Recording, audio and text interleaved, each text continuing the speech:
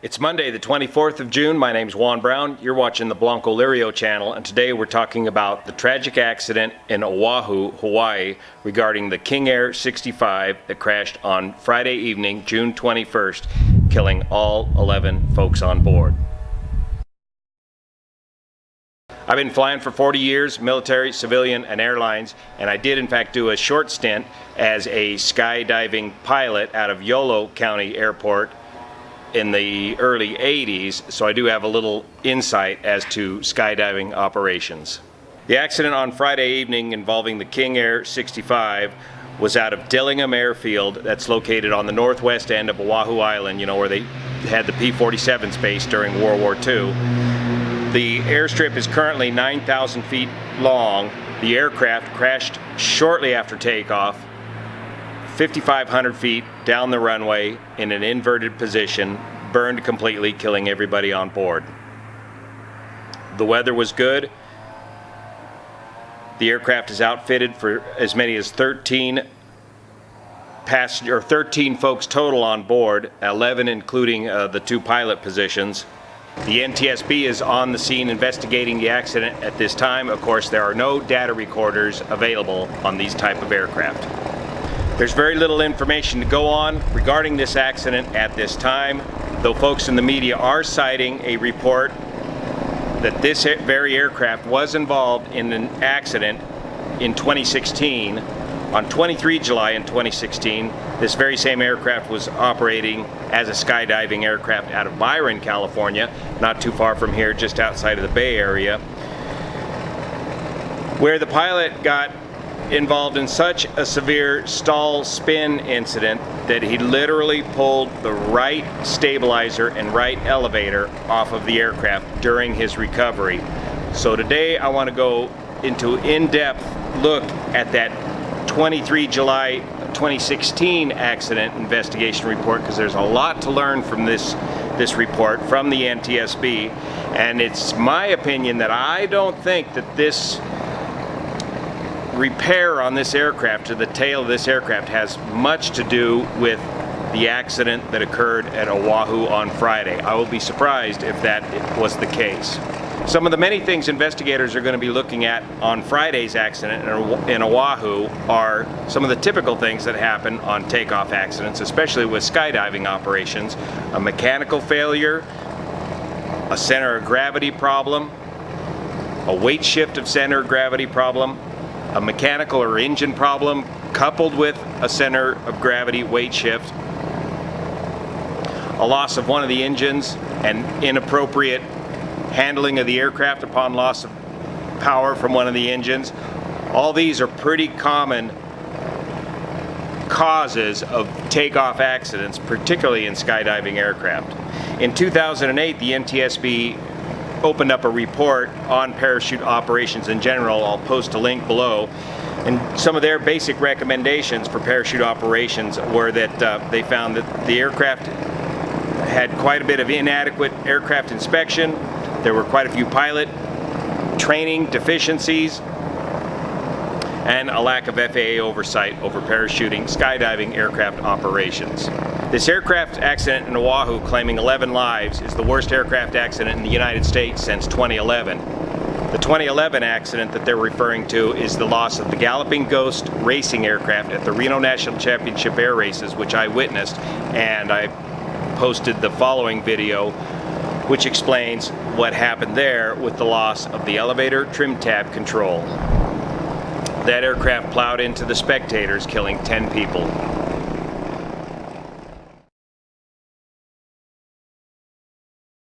One of the questions reporters are asking is, how can this aircraft be pressed back into service after such a major structural failure back in 2016, where the King Air lost its right elevator and stabilizer in that stall spin recovery? It's not uncommon for aircraft to be rebuilt, restored, or repaired and pressed back into service even after major damage. A lot of these older aircraft are extensively rebuilt. That's why we still see them flying today, 50, 60 years later.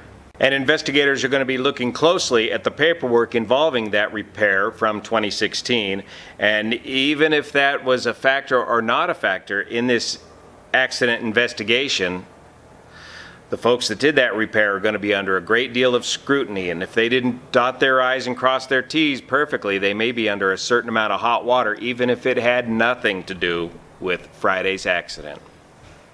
Now let's go back and look closer at the 23 July 2016 accident investigation report put out by the NTSB involving this very same aircraft. Though it may or may not have anything to do with Friday's accident, this accident investigation is a great study in stall spin training that is being removed basically from flight training, modern day flight training. The FAA has gradually been backing off of spin training, as I think they believe it's too much like practice bleeding.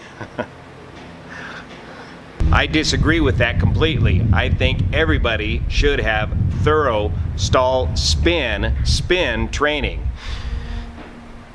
In the Air Force, as a T-37 instructor pilot, part of our regular daily curriculum was taking students through stall and spin training. The little T-37 would spin like a top, and we were required to train each and every pilot to recover from a spin. Even though some of these pilots were going to high-performance fighter jets where the emergency procedure for recovering from a spin was to simply eject, they still had to learn the basics. And stall spin incidents in parachuting operations is more common than you might think. Take a look through YouTube, type in the word stall spin parachute skydiving, and you'll see it happens quite frequently. Why? Because you're operating aircraft at the edges of their envelope, both the center of gravity envelope and the minimum airspeed envelope. When you get ready to set up to drop skydivers, you want to slow that aircraft down just above stall speed to reduce the amount of wind blowing on the skydivers as they exit the aircraft.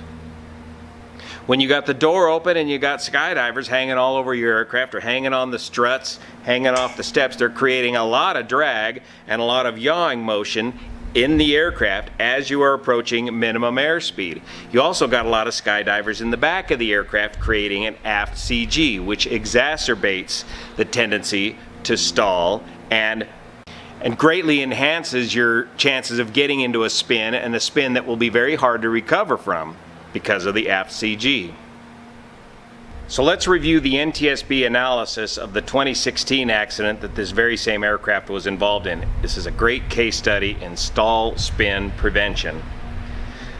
The commercial pilot, by the way, the pilot was 60 years old, had just under 2,000 hours flying time, but only had about 20 hours in the King Air.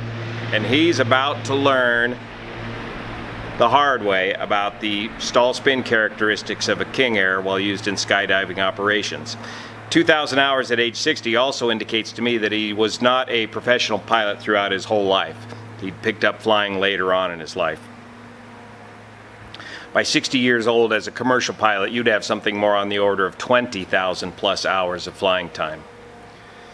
The commercial pilot reported that while setting up for a skydiving jump run, the airspeed was a little slow, and the aircraft abruptly stalled, rolled left, and began rotating downward. A jumper seated in the co-pilot's seat stated that the pilot did not retard the throttle. That's one of the first steps of a stall spin recovery. The jumper in the co-pilot's seat stated that the pilot did not retard the throttles during the recovery attempt and that the airplane's airspeed increased rapidly. The jumper also reported that he heard a loud bang during the recovery sequence. The pilot briefly recovered the airplane to a wings level attitude, but then it subsequently stalled and entered another spin. This is called a secondary stall spin, subsequent stall spin. It's very easy to do. Once you recover from a spin, you're still at a very slow airspeed. You're very close to that critical angle of attack, and it doesn't take much to re-enter the spin. During the second spin event, all the jumpers successfully egressed. So he told everybody to get out of the airplane. That relieves your aft CG problem. Again, with aft center of gravity, that exacerbates your stall and spin characteristics and makes it rather difficult to recover from a spin. This is why it's so important to always operate your aircraft within its operating envelope. Airspeed envelopes, high and low, and center of gravity envelopes, both forward and aft center of gravity limits. Keep it within those limits. Very easy to get out of those limits in a skydiving operation with skydivers moving around towards the back of the aircraft. After about 9 rotations, this is 9 rotations on the, what are we on, the second spin here, the pilot recovered the airplane to a wings and pitch level attitude, and shortly thereafter it broke off to the left and stalled and rotated downward again. That's three stall spin scenarios, even after all the skydivers left. We're talking loads of altitude. I think the initial drop altitude for this was 12,500 feet, which is a good thing in this case. Pilot then recovered the airplane again, and this time flew back to the airport and landed without further incident. After landing, that's when they noticed that the right elevator and stabilizer were sheared off. Subsequent investigations revealed that those parts were torn off by the abrupt G-loading during the pullout of this stall spin scenario. Those parts were not corroded or previously damaged that caused them to fail. Also, after the accident, they were able to determine that the aircraft was in fact loaded beyond its aft CG limit. Now let's discuss some basic aerodynamics using the small radian glider here. There are plenty of whiteboard discussions online discussing aerodynamic stalls and spins. I would suggest that the older the video in this case might be some of the better training videos on this subject. They had all this worked out by the 1930s, and by World War II some of the best training videos on basic aerodynamics were produced. The big foot stomper I want to take away from this is that any aircraft can stall at any indicated airspeed, but an aircraft will only stall at one critical angle of attack. When the critical angle of attack of a set wing design is exceeded, the airflow separates from the wing and that wing stalls or quits flying. The angle of attack is defined as the difference between the mean aerodynamic chord of the wing and the relative wind.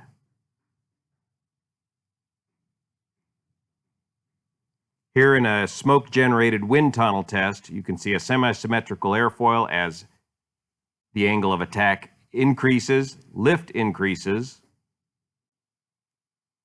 until which point the air begins to separate from the top of the wing and the aircraft wing begins to stall.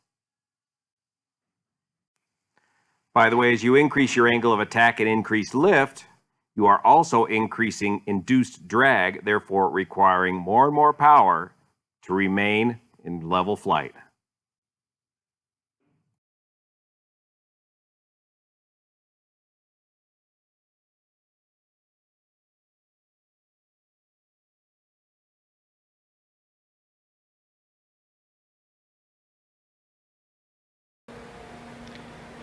In order for an aircraft to be inherently stable, by the way, if you messed with model airplanes as a kid, you would have a very inherent understanding of all this aerodynamic talk. In order for an aircraft to be inherently stable, the center of gravity needs to be ahead of the center of pressure. The center of pressure is the summation of all the area of the flying surfaces of the wing and is generally located right about here. And the center of gravity needs to be just slightly ahead of that. If an aircraft is loaded tail heavy or with an aft CG, it will become pitch sensitive and it will achieve the critical angle of attack of the airfoil of the wing at a higher indicated airspeed. Now what about a spin? How do you get into a spin? 2 ingredients: stall, stalling the aircraft, exceeding the critical angle of attack, and yaw. What is yaw? That's lateral movement about the vertical axis, rudders.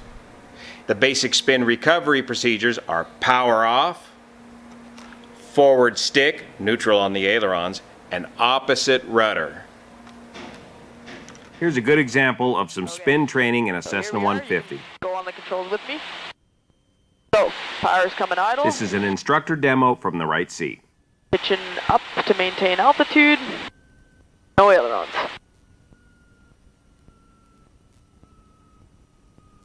Here comes the horn. Full left, full back. Here's the spin. Airspeed still low. Right rudder, lower the nose. Rotation stopped. Pulling out of the dive. and then full power, heartbeat cold, climb back up. Your standard category or utility category aircraft will pop out of a spin within a quarter to a half a turn if the spin recovery procedures are correctly applied.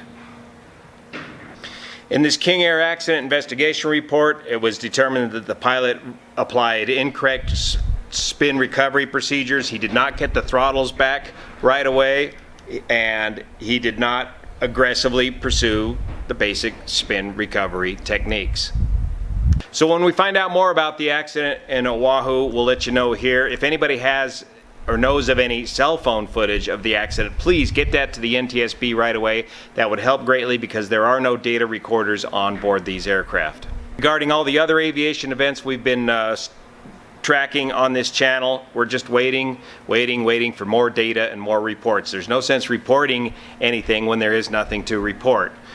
On the case of the 737 MAX, we're waiting for the FAA to recertify the aircraft. We're waiting for them to come up with their findings that they're finding out about the changes of the 737 over the various years and how much pilot training needs to be revised for the 737 MAX. For the Amazon 767 crash in Texas, we're still waiting for that interim report from the NTSB as well. Regarding Oroville Dam, we're still waiting for the spillway report for the operations of the spillway back in February.